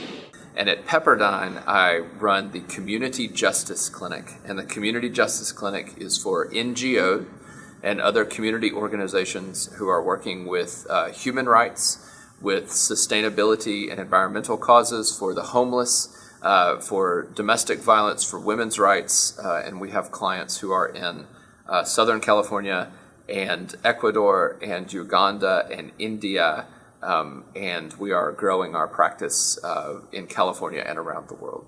I do another project at the university, and that's really why I'm here today. Because at the same time I came to the university, I set up a legal advice clinic, which is modelled, in fact, very much on what we did at the Law Centre, except this time the students are doing the advising. It's also a fantastic service for the local community. It is so hard to get advice about these basic things: housing, employment, family relationships in the UK, just like I gather it's so hard to get advice about these things in Brazil. En España, ya digo, la mediación familiar está regulada, también la mediación civil y mercantil. La mediación educativa no está regulada, pero sin embargo la utilizamos. Nuestros centros educativos tienen obligación de practicarla y, en fin, yo creo que es una praxis que poco a poco se va desarrollando. Sí es cierto que creo que tenemos el gran problema de cómo hacer que derecho y mediación colaboren y cómo podemos hacer que fructifiquen.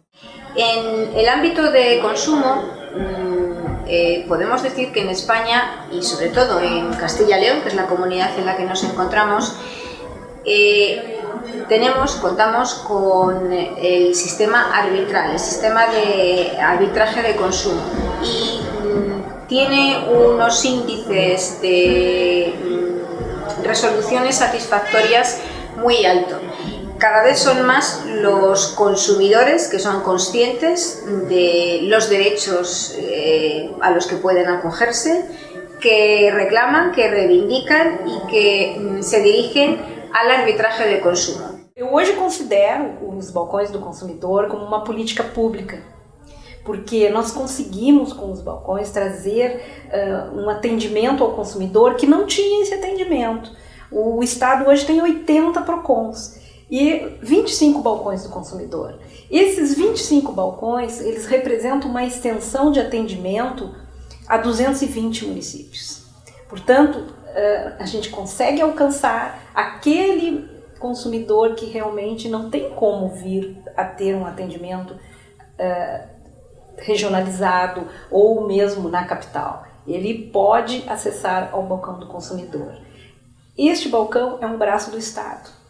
Quando iniciamos o projeto Balcão do Consumidor, não sabíamos aonde ia chegar, porque não se tinha uma experiência anterior. Então, o projeto ele veio a inovar dentro das políticas de defesa do consumidor, a partir do próprio Código de Defesa do Consumidor, ao qual prevê também a participação de organizações não governamentais. Então, dentro da nossa universidade, como é uma universidade comunitária, tínhamos um desafio pela frente de trazer uma experiência inovadora.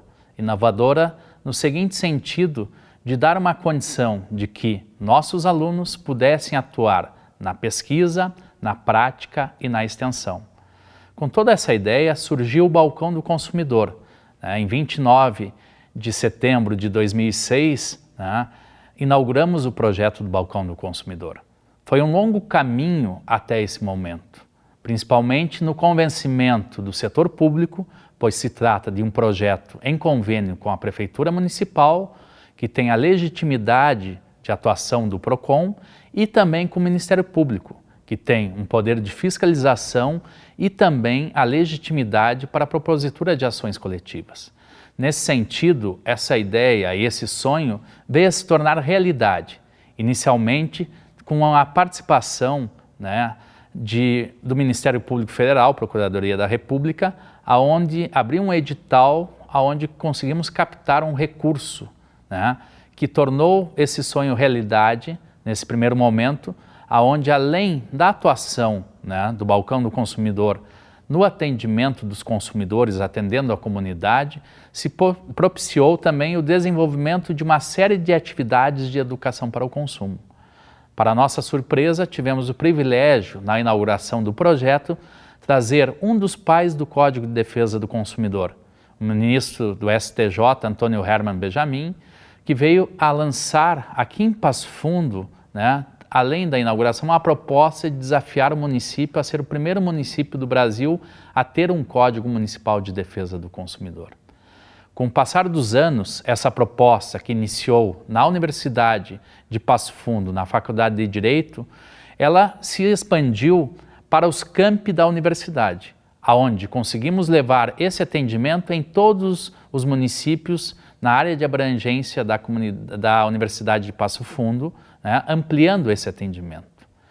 Mas essa iniciativa que começou em Passo Fundo, ela também se estendeu para outras instituições de ensino superior. Com isso, nós conseguimos potencializar o atendimento das demandas dos consumidores que não tinham atendimento em determinadas regiões do estado. E um grande diferencial é trazer um atendimento especializado, porque estamos dentro de uma faculdade de Direito.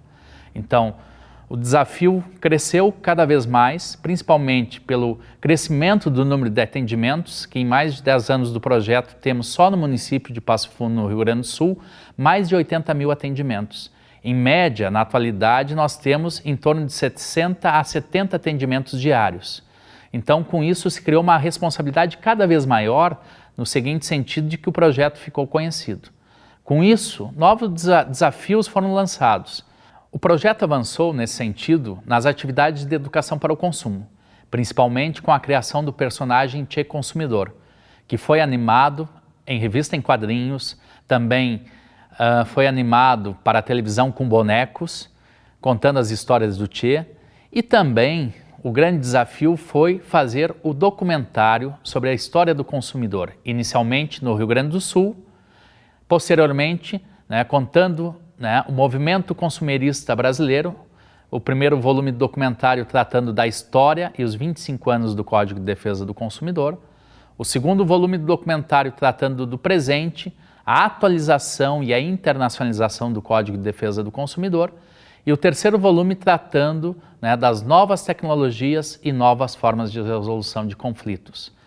O Balcão do Consumidor, um projeto que foi idealizado pelo professor Liton Lanes Pilau Sobrinho aqui na Universidade de Passo Fundo, na Faculdade de Direito, ele acabou ganhando uma dimensão que nem nós mesmos esperávamos, porque ele inicia por Passo Fundo, ele é expandido para todos os campi onde a Faculdade de Direito está presente, e mais do que isso, ele acaba sendo um modelo para várias faculdades de Direito no Rio Grande do Sul. São mais de 22 balcões hoje que já estão implantados a partir desta experiência, que foi uma experiência inovadora de atendimento da comunidade, da população e com a presença dos alunos. Os alunos têm contato direto com a realidade e com as demandas da sociedade. E esse reconhecimento que hoje está presente no Rio Grande do Sul, ele está presente também em todo o território nacional e até mesmo fora do Brasil. Então, nós mesmos, quando começamos o trabalho, a gente não tinha dimensão e não tinha ideia do que seria atuar nessa área do consumidor. E mais do que isso, né, o balcão ele não é somente a conciliação, não é somente a mediação entre fornecedores e consumidores. Ele realiza seminários, publica livros, cartilhas, faz palestras, né, vídeos, o documentário, o resgate da história do movimento consumirista no Brasil e os próximos avanços do movimento consumirista. Então ele transcende completamente aquilo que a gente imaginava, né, e se fixa como uma grande alternativa de resolução de conflitos de forma extrajudicial. O novo desafio que estamos desenvolvendo dentro do Balcão do Consumidor é o Museu Virtual. Esse museu virtual vai contar toda a história do consumo, a partir do desenvolvimento e avanço das novas tecnologias dentro do mercado de consumo, trazendo uma linha histórica, não somente de documentos, de marcos legislativos, mas também contando a história da evolução do consumo. Então nós teremos, dentro dessa linha histórica, depoimentos em áudio, vídeo, documentos históricos, os documentos do anteprojeto do Código de Defesa do Consumidor, projetos de atualização, o avanço da legislação consumerista. Então esse é um grande legado e desafio que estamos enfrentando na atualidade, porque essa história está sendo juntada, ou seja, os documentários que foram feitos da história do consumidor no Brasil são ricos em depoimentos. E esses depoimentos estavam, de certo modo, isolados. Cada um tinha uma parte dessa história. E nós tivemos esse grande privilégio de poder ter acesso a todo esse material, e isso vai ser disponibilizado através de uma plataforma eletrônica, né, que será o Museu Virtual do Consumidor. Primeiramente, eu gostaria de saudar todos os estudantes e os professores da Universidade de Passo Fundo. Queria cumprimentar a todos pelo trabalho que é feito, desenvolvido nessa cidade, que já não é só referência para a cidade de Passo Fundo, mas também referência para todo o Brasil.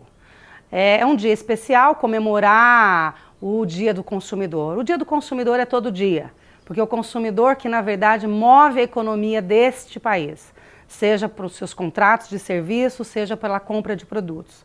Mas é muito importante, nesse dia, comemorar que cada dia mais o consumidor está poderoso, não é? Ele tem voz.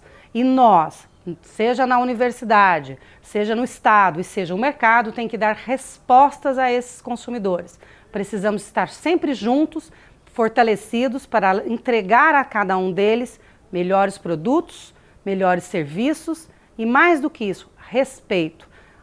A proteção do consumidor, as relações de consumo são também hoje no nosso país instrumento de cidadania. E é muito importante entendermos que cada vez mais será importante para a população brasileira, não é, que os seus direitos de consumidor sejam respeitados.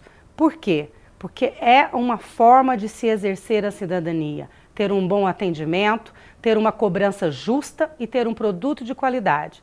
Essas são a minha mensagem nesse dia importante e, de novo, cumprimentar todos pela iniciativa, dizer que aqui na Secretaria Nacional do Consumidor, eu e a minha equipe temos muito orgulho do trabalho que vocês desenvolvem nessa universidade.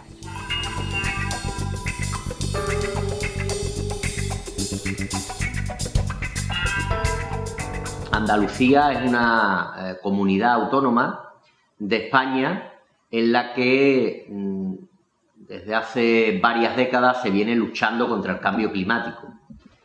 Fue una comunidad pionera a la hora de aprobar normativas tendentes a luchar pues, contra el principal problema ambiental al que se enfrenta el planeta, y hace pues más de 10 años se aprobó una estrategia andaluza contra el cambio climático. Esa estrategia se dividía en 3 programas, incluía 3 programas, un programa de mitigación, es decir, de reducción de emisiones de CO2, un programa de adaptación, puesto que convencidos como estamos, que el cambio climático es ya una realidad, se disponen normas, se disponen medidas para adaptarnos a esa nueva realidad y un programa de comunicación pues para concienciar a la ciudadanía básicamente de que el cambio climático es una realidad científica y que todos debemos poner pues nuestro grano de arena, nuestra voluntad para revertir la situación o por lo menos para que no vaya más, ¿no? Por tanto, es una comunidad, como digo, que fue pionera en la lucha contra el cambio climático y que en la actualidad lo sigue siendo, puesto que estamos inmersos en la fase final de un proyecto de ley contra el cambio climático. La sostenibilidad no es otra cosa que la búsqueda de un camino, de una serie de comportamientos que permitan que nuestra sociedad sea viable, es decir, que nuestra sociedad pueda permanecer indefinidamente en el tiempo. La realidad actual es que nuestra relación con el medio ambiente no es la adecuada, estamos presionando excesivamente a los ecosistemas y estamos generando la posibilidad de un auténtico colapso ambiental. Esto obliga a que reconsideremos nuestra relación con el medio ambiente, pero también es necesario que consideremos nuestra relación con nuestros propios semejantes. Esto tiene que ver con la creación, con la construcción de una sociedad más justa, una sociedad más inclusiva, una sociedad que permita el desenvolvimiento en condiciones de dignidad de los 6, 7, 8 mil millones de habitantes que va a tener este planeta. No Instituto Brasileiro de Direito Urbanístico, nós temos como foco institucional, essencialmente, a consagração do direito à cidade, o que significa dizer a tentativa de reequilíbrio para cidades mais justas, mais sustentáveis e equilibradas.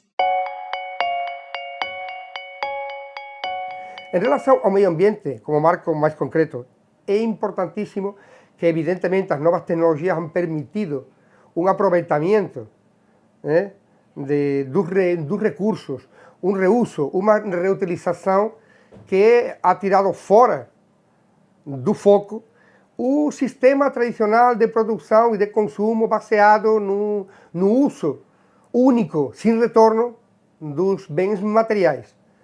Hoje as novas tecnologias permitem fabricar mais coisas com menos custo e, sobretudo, o novo paradigma que é a famosa economia circular, não? As 3 R, reciclagem, reuso e reutilização, que permitem que muitas matérias-primas, muitas delas escassas na natureza, o alumínio, outro tipo de coisas, puedan ser utilizados ilimitadamente. Lógicamente, os novos procedimentos técnicos han permitido dar uma ajuda nas novas tecnologias. Bueno, está claro que a lo largo de la década de los 80, con el desarrollo, industrialización y proceso de avance en la economía mundial, en muchas ocasiones el grado de desarrollo de los países se medía por el grado de motorización, es decir, del número de vehículos que se estaban matriculando en el país. Eso era fiel reflejo realmente del modelo de movilidad que se venía persiguiendo durante esa década y que, sin embargo, con el paso del tiempo se ha demostrado un modelo de movilidad obsoleto y que va en contra de cualquier tipo de desarrollo, en el sentido de que toda esa cantidad de coches estaban generando unos problemas tanto en cuestión de espacio, en falta de infraestructura de acceso a las ciudades y, sobre todo, en las propias ciudades para absorber ese volumen que procedía fundamentalmente de las áreas metropolitanas, a la par que, por supuesto, unos incrementos importantes en tema de contaminación, tanto ambiental como acústica. Bueno, efectivamente ha ido sufriendo un cambio importante. Hemos hecho una apuesta pues igualmente importante por lo que es la movilidad sostenible y una apuesta clara por lo que son los modos de transporte activos, tanto del peatón como de la bicicleta, políticas profundas en cuanto al desarrollo de la bicicleta, la utilización y también fundamentalmente por lo que es el transporte público. Aparte también efectivamente de ir apostando por unos carburantes no tradicionales, carburantes alternativos que medioambientalmente pues hagan de nuestro planeta pues, más saludable, más económico también, que lleva aparejado y por tanto apostando claramente por lo que son estas políticas, ¿no? Eso se traduce también no solo en un documento que estamos trabajando, en un plan de movilidad urbana sostenible, en el que con estos ejes que he hablado anteriormente vamos a diseñar lo que es la política de movilidad en la ciudad, sino se traduce también en inversiones importantes que hay que hacer, evidentemente para darle al ciudadano la alternativa de abandonar lo que es el vehículo privado y apostar por el uso del transporte público. Además, un transporte público que tenga pocos cambios en su trayecto, por tanto haya poca penalización a la hora de utilizar el transporte público respecto al vehículo privado.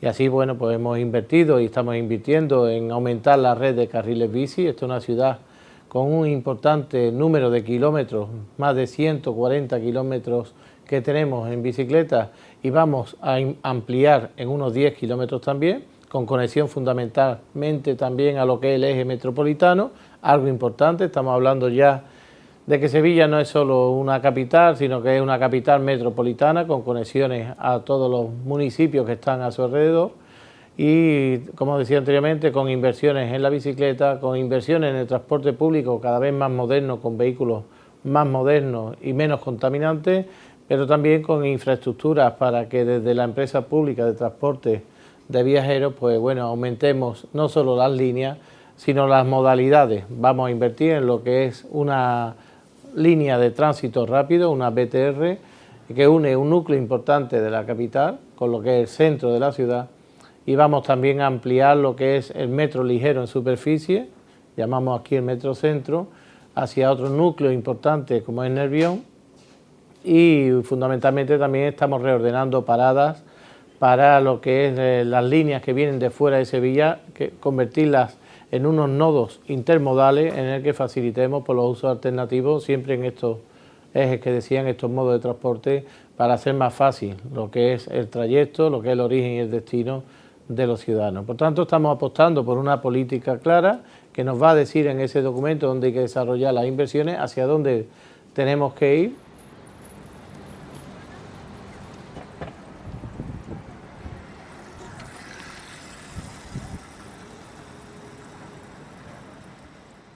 Ámsterdam é un exemplo internacional, porque Ámsterdam, que además é unha cidade que é un ícone do uso da bicicleta, se podemos decir, é unha cidade no bom senso loca pela bicicleta, é Ámsterdam. E é sorprendente, porque moitas veces as cidades do centro de Europa, que ten unha climatologia máis dura, porque lá facen máis frío, máis humedade, sin embargo, eles facen unha aposta que conseguiron que os cidadãos facen iso. E depois Ámsterdam ten outra coisa que tamén se está ensayando en outras cidades europeas, que é a utilización dos ríos como autovías fluviais. Verdadeiramente, moitas veces, e non é extraño, as grandes cidades non de Europa, do mundo, por razóns obvias, foron construídas ao lado dos ríos. Por qué? Porque históricamente, como conseguir agua, né? Pois moitas veces, por exemplo, aquí en Sevilla tenemos un río Guadalquivir, e, salvo para uso turístico e para alguma coisa, non temos ainda desenvolvido un sistema de transporte pelo río que conecte a cidade, e podería, porque nós temos o polo industrial tecnológico, que é La Cartuja, a Expo do 92, e o río abrange prácticamente, divide en dois a cidade, pasando por zonas moito importantes, non? Lógicamente, aquí se utiliza para transporte de mercadorías, para uso turístico, e é verdade que o modelo de Ámsterdam podía ser un modelo a pensar.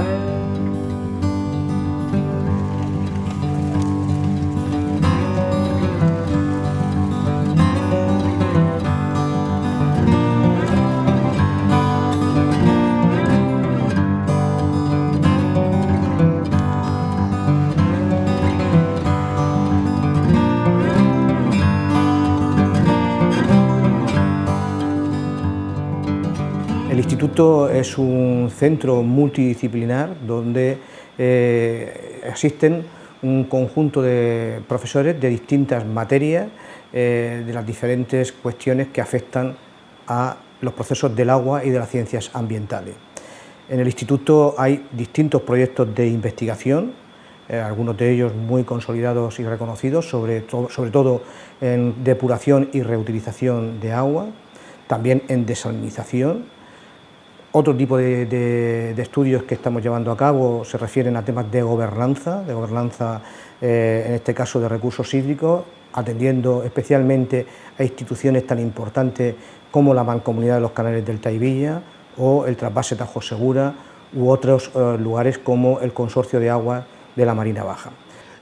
Hay investigación de carácter socioeconómico y hay una parte importante de investigación aplicada.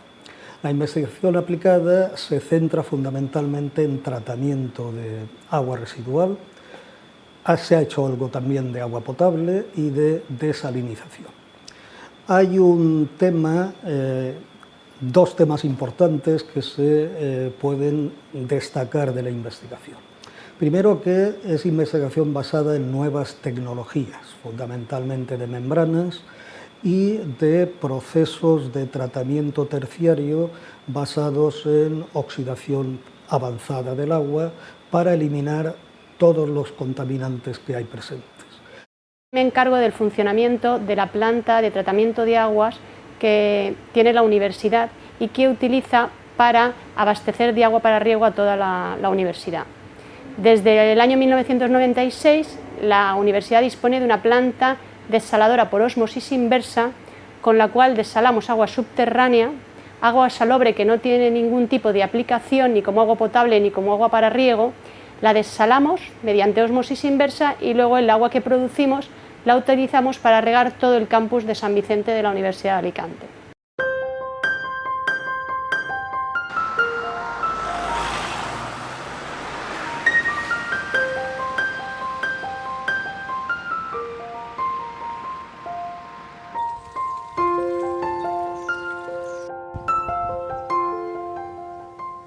Decisi di fare la fabbrica in questo piccolo borgo che è il borgo di mia moglie, io sono nato qui vicino, e in questi anni abbiamo restaurato, abbellito, abbiamo costruito un teatro, un'accademia, abbiamo cercato di fare di questo borgo un luogo dove ci fosse il tempo per la cultura, per l'arte, per il lavoro e per la spiritualità.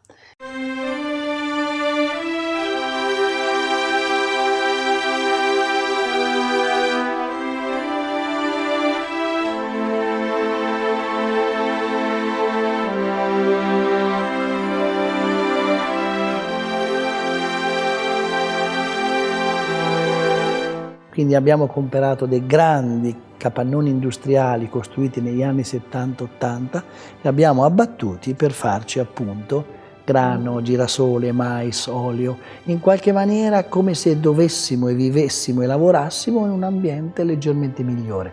Tutto questo per ridare dignità alla terra, anche perché la terra, madre di tutte le cose, ha bisogno della sua dignità.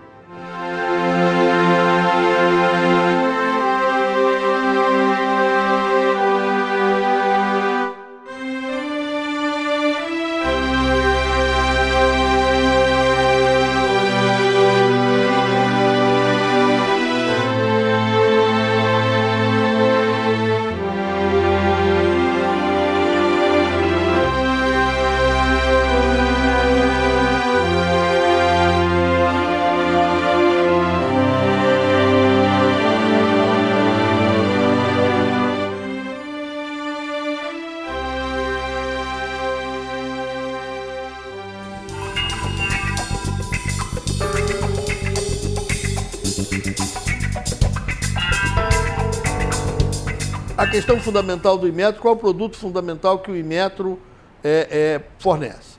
É confiança.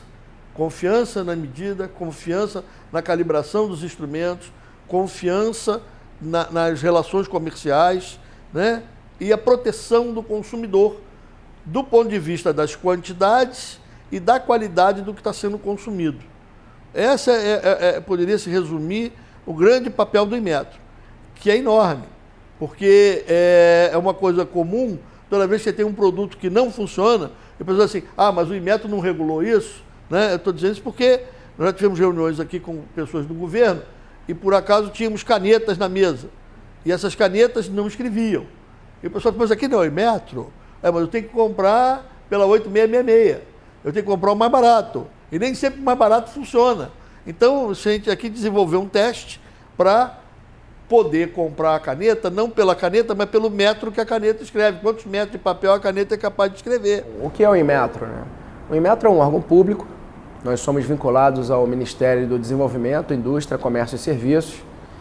E o Inmetro ele reúne várias responsabilidades diferentes. Ele coordena diferentes atividades. Uma dessas atividades, que está sob a responsabilidade da Diretoria de Avaliação da Conformidade, é a regulamentação técnica de produtos. O que é a regulamentação técnica? Toda vez que o Inmetro identifica a necessidade, seja por conta de um acidente de consumo, seja por uma demanda do setor produtivo, toda vez que ele identifica a necessidade de definir requisitos técnicos que um determinado produto ou um serviço precisa atender, o Inmetro faz isso por meio da publicação de um regulamento técnico. Então, o regulamento técnico ele é um documento publicado por nós e que define requisitos técnicos aplicáveis a um produto ou a um serviço. Por exemplo, no caso de um brinquedo, se um brinquedo é para uma criança, voltado para uma criança de 0 a 3 anos, esse brinquedo ele não pode conter partes pequenas ou partes cortantes.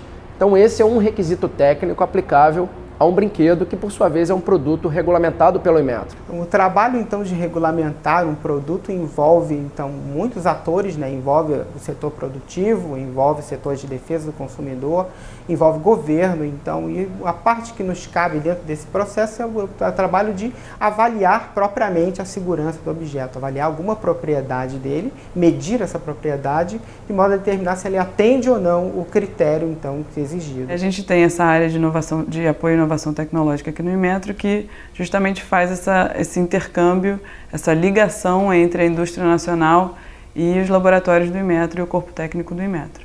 A ideia é aproximar os dois e criar aqui dentro do Inmetro um ambiente propício ao aparecimento de novos produtos e novos processos. Justamente um dia esses novos produtos e novos processos vão aparecer nos produtos dos consumidores, né, que ou são fabricados de uma forma diferente, inovadora, ou já contém mesmo inovações no próprio produto. Então a gente desenvolve essas parcerias com as empresas através de vários formatos, através de contatos diretos, ou a gente tem uma incubadora de projetos tecnológicos, que também recebe empresas de vários setores. Hoje a gente tem algumas empresas, principalmente do setor farmacêutico, que desenvolvem projetos na área de biotecnologia.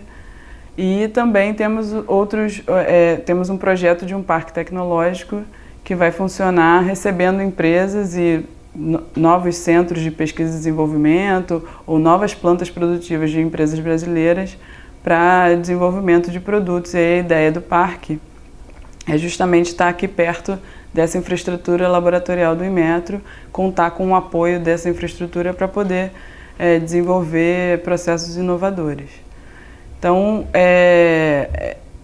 toda essa ideia gira em torno da criação de um ambiente dentro do Inmetro de inovação e de proximidade da indústria nacional, porque o nosso trabalho dentro do Inmetro está muito ligado ao desenvolvimento da indústria, ao apoio à competitividade da indústria. Então faz todo sentido que a gente tenha sempre a manutenção desse intercâmbio com a indústria aqui.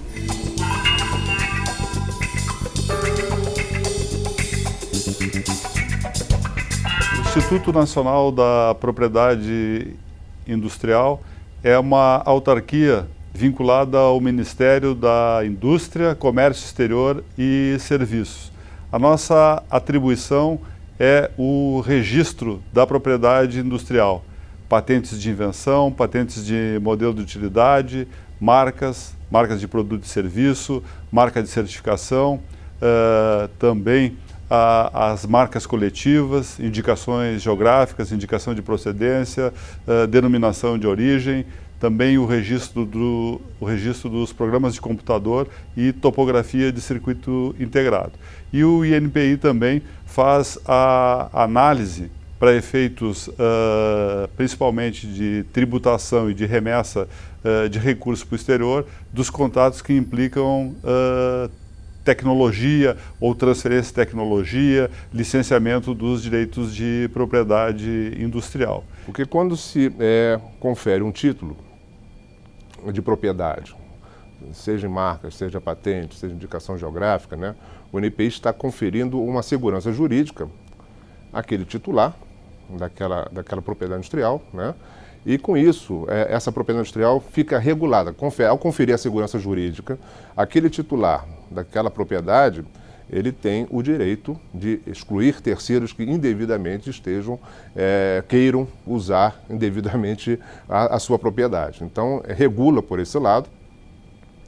E ao regular por esse lado, você tem uma propriedade que promove a distinção, distingue, quer dizer, por exemplo, quando nós vamos a um supermercado e verificamos lá os produtos que estão na gôndola, a gente sabe distinguir, né, a origem de cada produto daquele pela marca, né? Então a gente vai saber o que significa aquela marca, de onde vem aquela marca, a origem daquela marca, daquele produto, né?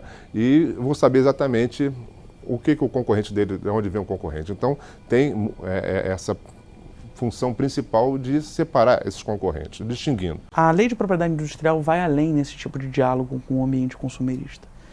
O Código de Defesa do Consumidor, em 2 dispositivos especificamente, fala de propriedade intelectual e, muito além da ideia de publicidade abusiva, que é tangenciada pela concorrência desleal, no ambiente de signos distintivos, por exemplo, a importância que a propriedade intelectual tem com relação à fixação de um direito a ser diferente. Um direito a ser diferente que não é só intrínseco, mas um direito a ser diferente para permitir a melhor escolha do consumidor, para permitir a conscientização das disparidades. E aí a publicidade finalmente entra não só com o ambiente de concorrência desleal, mas com a possibilidade de fazer a chamada publicidade comparativa. E para isso a propriedade intelectual ela também serve, porque ela fixa mnemonicamente uma interlocução mais célere entre aquilo que nós desejamos consumir e a memória que tínhamos desde o nosso pretérito consumo. A propriedade intelectual, nesse sentido, ela é uma grande amiga do consumidor. Mas, em geral, a doutrina ela tem uma preocupação ainda diminuta nessa relação consumo e propriedade intelectual. Doutrinadores clássicos, como o professor José de Oliveira Ascensão, ou o professor João da Gama Cerqueira, dizem que a propriedade intelectual não foi feita para o consumidor. O enfoque ali é especificamente o criador, o titular, o proprietário. E que, nesta visão, o direito ele é ainda um pouquinho egoísta. Não me parece que esse tipo de visão típica até os anos 90 seja contemporânea hoje em dia. A jurisprudência acabou fixando um entendimento de que em qualquer circunstância, em qualquer lide, em qualquer conflito de interesses, ainda que uma legislação como a Lei 9279 tenha sido criada visando o inovador, o criador, o titular, ele tem de ser completado, tem de ser complementado e interpretado num ambiente poliédrico, ou seja, de muitos lados. Uma só patente ela tem direto o interesse do titular, mas ela tem o interesse do Estado, que, por exemplo, pode ser um comprador daquele produto, como ambiente de medicamentos, mas também do concorrente, que ali é afetado diretamente por uma escassez econômica através de uma titularidade, mas também, e finalmente, do consumidor. Um direito de propriedade afeta consumo, consumidor, consumo, concorrência, consumo, poder público. Vários lados. Um direito espraia-se para vários interesses de gamas distintas, interesses públicos coletivos, interesses públicos primários sociais e até interesses públicos secundários, quando a gente pensa que a fazenda pública compra 70% dos medicamentos no país. Então, o ambiente de interseção entre consumo e propriedade intelectual, ele é ativo, forte e merece muito cuidado.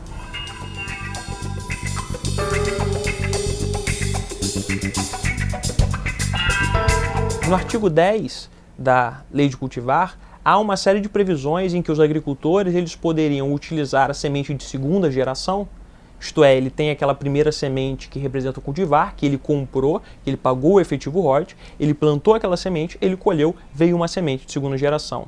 Ele poderia guardar a semente de segunda geração, transformá-la em alimento para animais, transformá-la em eventuais trocá-las em eventuais programas governamentais entre pequenos e médios agricultores, estocá-las para consumo próprio, sem a necessidade de pagar ou de requerer autorização àquele titular anterior. Isso não é nada além do que a gente tem nos usos livres da Lei de Direitos Autorais. Lá no artigo 46, com as várias hipóteses de usos transformativos, citação, referências, usos no âmbito privado, as formas de usos livres que tem também para signos distintivos na Lei de Propriedade Industrial, citação em discursos, citação em livro, utilização para referência do produto que se encontra vendido. Não há qualquer diferença ontológica, não há qualquer diferença finalística desses usos livres presentes na Lei de Cultivar. É diferente do que parte da indústria alega, que ali haveria uma privação desmesurada do direito daquele que cria aquela semente protegida pelo cultivar. E a semente protegida pelo cultivar, apenas para deixar bem claro, ela se trata de uma semente que ela possui certos caracteres específicos, ela possui certos marcadores que atraem para ela uma distintividade perante as demais sementes e atraem para ela uma homogeneidade e uma unicidade. Significa dizer, ela é diferente das demais, e na medida em que ela é cultivada, ela traz outras gerações, ela mantém aquelas distintividades de forma homogênea, sem haver uma diferença, uma corrupção naqueles caracteres. Isso faz com que ela seja passível desse tipo de proteção. Qual que é o problema? Nosso ordenamento ele veda o patenteamento de produtos biológicos, mas ele não veda o patenteamento de processo de criação ou de alteração dos produtos biológicos. Não há essa distinção. Então, é muito comum um titular ele ser titular da patente para o processo de criação de transgenia e aquela transgenia gerar uma semente dotada de homogeneidade capaz de ser protegida pelo cultivar. Então, os titulares de ambas essas proteções, eles alegam então que por conta daquela patente de processo, e não há na Lei de Propriedade Industrial esta espécie de uso livre que permitiria aos agricultores, então por conta daquela patente de processo, a sua proteção ela se estenderia para a segunda, terceira, quarta, quinta, infinitas gerações.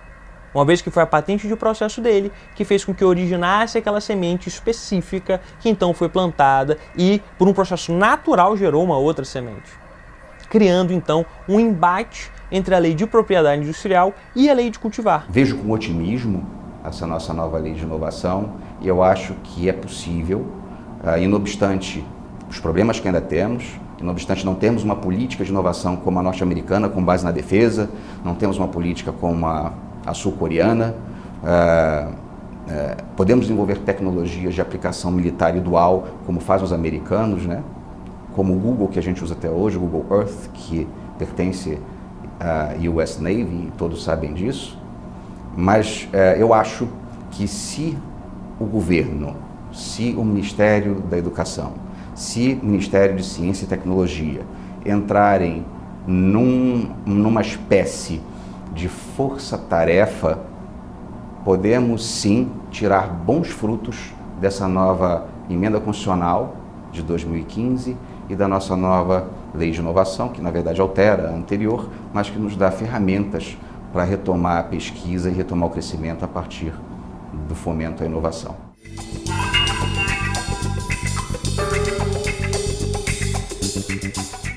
Bom, o Instituto Nacional de Controle de Qualidade em Saúde, conhecido dentro do Ministério da Saúde como INCQS, né? Ele é uma unidade técnico-científica da Fundação Oswaldo Cruz, que tem total vinculação ao Ministério da Saúde. No caso específico do INCQS, olha que eu já estou resumindo, né? Nós temos uma missão preferencialmente vinculada ao Sistema Nacional de Vigilância Sanitária. Nós somos parte do Sistema Nacional de Vigilância Sanitária no mesmo nível que a Agência Nacional de Vigilância Sanitária, a Anvisa. Somos uma estrutura que não atua só nas atividades analítico-laboratoriais. Ela vai muito além disso, porque as atividades analítico-laboratoriais existe uma rede, né, de laboratórios de saúde pública em todos os estados e em alguns municípios também. E nós somos parte disso. Nossa instituição, além da questão analítico-laboratorial, ela atua também na área de ensino, pesquisa e desenvolvimento. E também de alguns apoios à atividade laboratorial da rede e outras possibilidades da própria área regulada. O Departamento de Química do INCQS participa em vários programas junto a órgãos públicos das 3 esferas de governo, estados, municípios e governo federal. Tá? Esses programas avaliam a conformidade de vários produtos utilizados no país, como, por exemplo, medicamentos, detergentes enzimáticos, várias análises em alimentos, como resíduos de metais pesados, resíduos de agrotóxicos, resíduos de micotoxinas, resíduos de medicamentos em produtos de origem animal. Também analisamos produtos biotecnológicos complexos, como vacinas e biofármacos de última geração, e temos também alguns programas de análise de artigos para a saúde humana, tá? Como bolsas para armazenagem de sangue, seringas, agulhas, catéteres, entre outros. Eu acho que o foco do consumidor é primordial a mediação. Você pode evitar demandas judiciais, você pode evitar um custo maior para o Estado, você pode evitar ações que possam sobrecarregar o judiciário, inclusive em valores que sejam irreais. Até nós tivemos recentemente uma palestra onde nós colocamos, por exemplo, as empresas de telefonia. Como é que uma pessoa vai reclamar uma questão de uma empresa de telefonia que custa para ela R$80, ela vai pagar R$2.000 para resolver o conflito? É ilógico isso. Nós acreditamos que alguns conflitos podem ser resolvidos muito mais facilmente, melhorando o serviço das empresas de telefonia, por exemplo, e melhorando a qualidade do cidadão, atendendo ao cidadão cliente, que é a verdadeira função do sistema brasileiro, por exemplo, em defesa da concorrência, em direito do consumidor. A ideia é atender o cidadão cliente.